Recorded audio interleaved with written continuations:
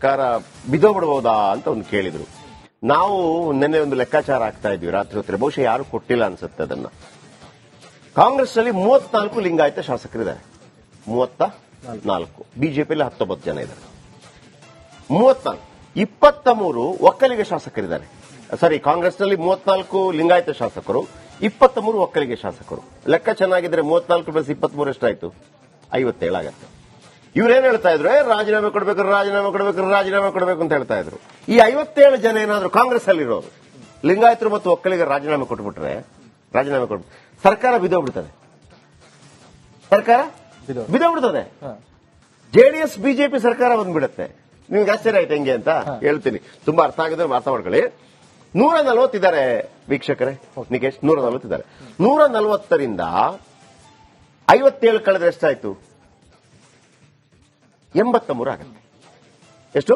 83. Very simple. 140 minus 57. 57 ಯಾರು? ಲಿಂಗಾಯತರು 34, ಒಕ್ಕಲಿಗರು 23, 57 ಆಯ್ತು. 57 ಆದಾಗ ಎಷ್ಟಾಯ್ತು? 83 ಆಯ್ತು. ಬಿಜೆಪಿ ಮತ್ತು ಜೆಡಿಎಸ್ ಇದೆಯಲ್ಲ, ಅವರಿಬ್ಬರದು ಸೇರಿಸಿದಾಗ 84 ಆಗತ್ತೆ. ಅರ್ಥ ಆಯ್ತಾ ನಿಮ್ಗೆ? ಯಾವತ್ತು ಸಂಖ್ಯೆ ಹೆಂಗೆ ಅಂತಂದ್ರೆ ಆ ಬಲ ಎಷ್ಟಿದೆ ಅದಕ್ಕಿಂತ ಒಬ್ಬ ಜಾಸ್ತಿ. 57 ಜನ ಈಗ ಸಿದ್ದರಾಮಯ್ಯ ಸರ್ಕಾರ ಬೀಳಿಸಬೇಕು, ಇಲ್ಲ ಬೀಳಿಸ್ತೀವಿ, ನಮಗೆ ಜಾತಿನೇ ಮುಖ್ಯ ಅಂತ ಲಿಂಗಾಯತರಿಗೆ ಒಕ್ಕಲಿಗರಿಗೆ ಅನ್ಸ್ಬಿಟ್ಟು ಎಲ್ಲ ರಾಜೀನಾಮೆ ಕೊಟ್ಬಿಟ್ರೆ, ಈಗ ಮಂಜುದು ಸ್ಟೋರಿ ಇದೆ, ಅವ್ರು ರಾಜೀನಾಮೆ ಕೊಡ್ತೇನೆ ಅಂತ ಹೇಳಿದ್ರೆ ಅದು ಬೇರೆ ವಿಚಾರ. ಕೊಟ್ಬಿಟ್ರೆ 83ಕ್ಕೆ ಬಂದ್ಬಿಡ್ತದೆ. ಆಮೇಲೆ ಯಾರು ಬಿಜೆಪಿಯಿಂದ ಆಗ್ತಾರೆ ಗೊತ್ತಿಲ್ಲ. ಒಂದು ಅವಕಾಶ ಹಂಗ್ ಮಾಡಕ್ ಬರೋದಿಲ್ಲ. ಆದ್ರೆ ನೋಡಿ, 34 ಲಿಂಗಾಯತ ಎಂಎಲ್ಎ ಕಾಂಗ್ರೆಸ್ ನಲ್ಲಿದ್ದಾರೆ, 23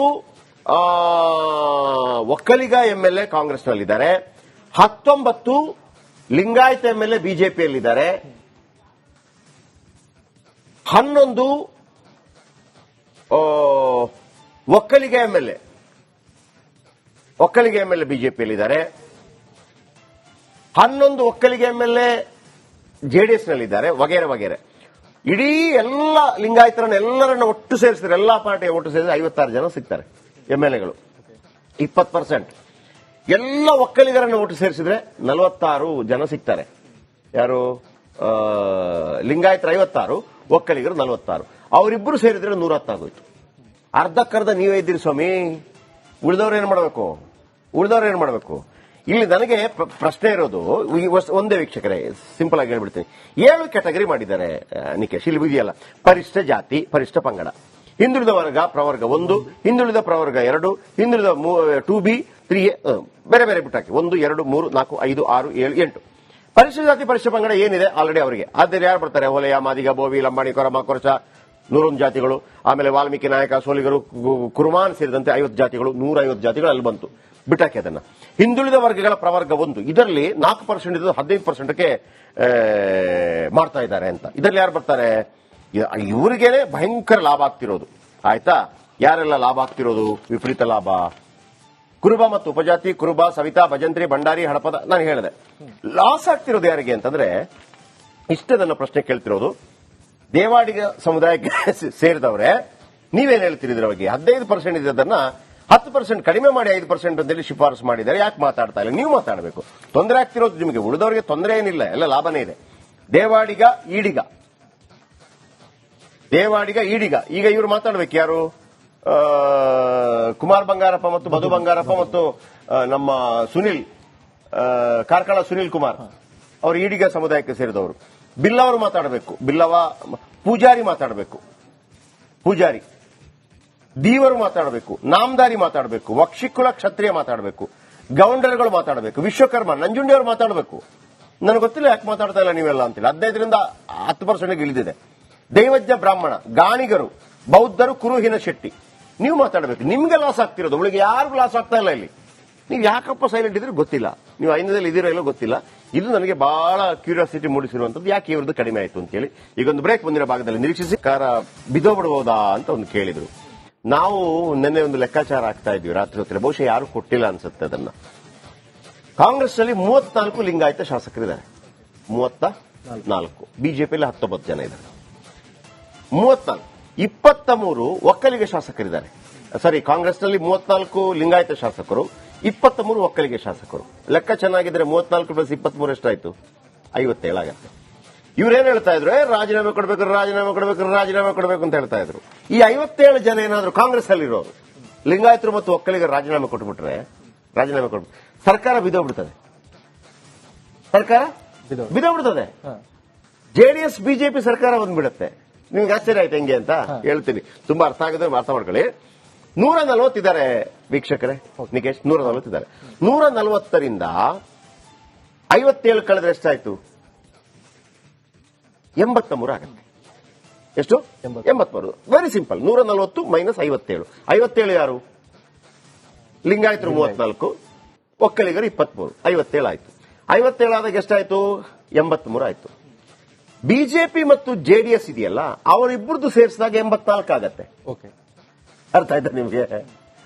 ಯಾವತ್ತು ಸಂಖ್ಯೆ ಹೆಂಗೆ ಅಂತಂದ್ರೆ ಆ ಬಲ ಎಷ್ಟಿದೆ ಅದಕ್ಕಿಂತ ಒಬ್ಬ ಜಾಸ್ತಿ. 57 ಜನ ಈಗ ಸಿದ್ದರಾಮಯ್ಯ ಸರ್ಕಾರ ಬೀಳಿಸಬೇಕು, ಇಲ್ಲ ಬೀಳ್ತೀವಿ, ನಮಗೆ ಜಾತಿನೇ ಮುಖ್ಯ ಅಂತ ಲಿಂಗಾಯತರಿಗೆ ಒಕ್ಕಲಿಗರಿಗೆ ಅನಿಸ್ಬಿಟ್ಟು ಎಲ್ಲ ರಾಜೀನಾಮೆ ಕೊಟ್ಬಿಟ್ರೆ, ಈಗ ಮಂಜುದು ಸ್ಟೋರಿ ಇದೆ, ಅವ್ರು ರಾಜೀನಾಮೆ ಕೊಡ್ತೇನೆ ಅಂತ ಹೇಳಿದ್ರೆ ಅದು ಬೇರೆ ವಿಚಾರ. ಕೊಟ್ಬಿಟ್ರೆ 83ಕ್ಕೆ ಬಂದ್ಬಿಡ್ತದೆ. ಆಮೇಲೆ ಯಾರು ಬಿಜೆಪಿಯಿಂದ ಆಗ್ತಾರೆ ಗೊತ್ತಿಲ್ಲ. ಒಂದು ಅವಕಾಶ ಹಂಗ್ ಮಾಡಕ್ ಬರೋದಿಲ್ಲ. ಆದರೆ ನೋಡಿ, 34 ಲಿಂಗಾಯತ ಎಂಎಲ್ಎ ಕಾಂಗ್ರೆಸ್ ನಲ್ಲಿದ್ದಾರೆ, 23 ಒಕ್ಕಲಿಗ ಎಂಎಲ್ಎ ಕಾಂಗ್ರೆಸ್ ನಲ್ಲಿದ್ದಾರೆ, 19 ಲಿಂಗಾಯತ ಎಂಎಲ್ಎ ಬಿಜೆಪಿಯಲ್ಲಿದ್ದಾರೆ, 11 ಒಕ್ಕಲಿಗ ಎಂಎಲ್ಎ ಬಿಜೆಪಿಯಲ್ಲಿದ್ದಾರೆ, 11 ಒಕ್ಕಲಿಗ ಎಂಎಲ್ಎ ಜೆಡಿಎಸ್ ನಲ್ಲಿದ್ದಾರೆ, ವಗೇರೆ ವಗೇರೆ. ಇಡೀ ಎಲ್ಲ ಲಿಂಗಾಯತರನ್ನ ಎಲ್ಲರನ್ನ ಒಟ್ಟು ಸೇರಿಸಿದ್ರೆ, ಎಲ್ಲಾ ಪಾರ್ಟಿಯ ಒಟ್ಟು ಸೇರಿಸಿದ್ರೆ 56 ಜನ ಸಿಗ್ತಾರೆ ಎಂಎಲ್ಎಗಳು. 20%. ಎಲ್ಲ ಒಕ್ಕಲಿಗರನ್ನ ಒಟ್ಟು ಸೇರಿಸಿದ್ರೆ 46 ಜನ ಸಿಗ್ತಾರೆ. ಯಾರು? ಲಿಂಗಾಯತರು 56, ಒಕ್ಕಲಿಗರು 46. ಅವರಿಬ್ಬರು ಸೇರಿದ್ರೆ 110 ಆಗೋಯ್ತು. ಅರ್ಧಕ್ಕರ್ಧ ನೀವೇ ಇದ್ದೀರಿ ಸ್ವಾಮಿ. ಉಳಿದವ್ರೇನ್ ಮಾಡಬೇಕು? ಇಲ್ಲಿ ನನಗೆ ಪ್ರಶ್ನೆ ಇರೋದು ಒಂದೇ ವೀಕ್ಷಕರೇ, ಸಿಂಪಲ್ ಆಗಿ ಹೇಳ್ಬಿಡ್ತೀನಿ. 7 ಕ್ಯಾಟಗರಿ ಮಾಡಿದ್ದಾರೆ ನಿಕೇಶ್. ಇಲ್ಲಿ ಇದೆಯಲ್ಲ, ಪರಿಷ್ಠ ಜಾತಿ, ಪರಿಷ್ಠ ಪಂಗಡ, ಹಿಂದುಳಿದ ವರ್ಗ ಪ್ರವರ್ಗ 1, ಹಿಂದುಳಿದ ಪ್ರವರ್ಗ 2, ಹಿಂದುಳಿದ 2B 3A, ಬೇರೆ ಬೇರೆ ಬಿಟ್ಟಾಕಿ 1 2 3 4 5 6 7 8. ಪರಿಷ್ಠ ಜಾತಿ ಪರಿಷ್ಠ ಪಂಗಡ ಏನಿದೆ ಆಲ್ರೆಡಿ ಅವರಿಗೆ. ಆದರೆ ಯಾರು ಬರ್ತಾರೆ? ಹೊಲೆಯ, ಮಾದಿಗ, ಬೋವಿ, ಲಂಬಾಣಿ, ಕೊರಮ, ಕೊರಚ, 101 ಜಾತಿಗಳು. ಆಮೇಲೆ ವಾಲ್ಮೀಕಿ, ನಾಯಕ, ಸೋಲಿಗರು, ಕುರುಮಾನ್ ಸೇರಿದಂತೆ 50 ಜಾತಿಗಳು, 150 ಜಾತಿಗಳು ಅಲ್ಲಿ ಬಂತು. ಬಿಟ್ಟಾಕಿ ಅದನ್ನ. ಹಿಂದುಳಿದ ವರ್ಗಗಳ ಪ್ರವರ್ಗ 1, ಇದರಲ್ಲಿ 4% ಇದ್ದು 15%ಕ್ಕೆ ಮಾಡ್ತಾ ಇದ್ದಾರೆ ಅಂತ. ಇದರಲ್ಲಿ ಯಾರು ಬರ್ತಾರೆ? ಇವರಿಗೇನೆ ಭಯಂಕರ ಲಾಭ ಆಗ್ತಿರೋದು. ಆಯ್ತಾ? ಯಾರೆಲ್ಲ ಲಾಭ ಆಗ್ತಿರೋದು? ವಿಪರೀತ ಲಾಭ. ಕುರುಬ ಮತ್ತು ಉಪಜಾತಿ, ಕುರುಬ, ಸವಿತಾ, ಭಜಂತ್ರಿ, ಭಂಡಾರಿ, ಹಡಪದ. ನಾನು ಹೇಳಿದೆ ಲಾಸ್ ಆಗ್ತಿರೋದು ಯಾರಿಗೆ ಅಂತಂದ್ರೆ, ಇಷ್ಟೇ ನನ್ನ ಪ್ರಶ್ನೆ ಕೇಳ್ತಿರೋದು.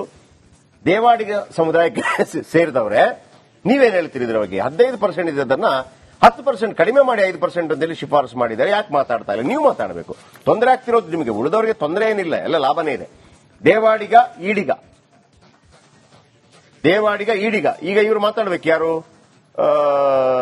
ಕುಮಾರ್ ಬಂಗಾರಪ್ಪ ಮತ್ತು ಮಧು ಬಂಗಾರಪ್ಪ ಮತ್ತು ನಮ್ಮ ಸುನಿಲ್, ಕಾರ್ಕಳ ಸುನಿಲ್ ಕುಮಾರ್ ಅವರು ಈಡಿಗ ಸಮುದಾಯಕ್ಕೆ ಸೇರಿದವರು. ಬಿಲ್ಲವರು ಮಾತಾಡಬೇಕು. ಬಿಲ್ಲವ ಪೂಜಾರಿ ಮಾತಾಡಬೇಕು. ದೀವರು ಮಾತಾಡಬೇಕು. ನಾಮದಾರಿ ಮಾತಾಡಬೇಕು. ವಕ್ಷಿಕುಲ ಕ್ಷತ್ರಿಯ ಮಾತಾಡಬೇಕು. ಗೌಂಡರುಗಳು ಮಾತಾಡಬೇಕು. ವಿಶ್ವಕರ್ಮ, ನಂಜುಂಡಿಯವರು ಮಾತಾಡಬೇಕು. ನನಗೆ ಗೊತ್ತಿಲ್ಲ ಯಾಕೆ ಮಾತಾಡ್ತಾ ಇಲ್ಲ ನೀವೆಲ್ಲ ಅಂತೇಳಿ. 15ರಿಂದ 10% ಇಳಿದಿದೆ. ದೈವಜ್ಞ ಬ್ರಾಹ್ಮಣ, ಗಾಣಿಗರು, ಬೌದ್ಧರು, ಕುರುಹಿನ ಶೆಟ್ಟಿ, ನೀವು ಮಾತಾಡಬೇಕು. ನಿಮ್ಗೆ ಲಾಸ್ ಆಗ್ತಿರೋದು, ಉಳಿಗೆ ಯಾರಿಗೂ ಲಾಸ್ ಆಗ್ತಾ ಇಲ್ಲ ಇಲ್ಲಿ. ನೀವು ಯಾಕಪ್ಪ ಸೈಲೆಂಟ್ ಇದ್ರೆ ಗೊತ್ತಿಲ್ಲ. ನೀವು ಐನದಲ್ಲಿ ಇದೀರೋ ಇಲ್ಲೋ ಗೊತ್ತಿಲ್ಲ. ಇದು ನನಗೆ ಬಹಳ ಕ್ಯೂರಿಯಾಸಿಟಿ ಮೂಡಿಸಿರುವಂತದ್ದು, ಯಾಕೆ ಇವ್ರದ್ದು ಕಡಿಮೆ ಆಯಿತು ಅಂತೇಳಿ. ಈಗೊಂದು ಬ್ರೇಕ್, ಮುಂದಿನ ಭಾಗದಲ್ಲಿ ನಿರೀಕ್ಷಿಸಿ.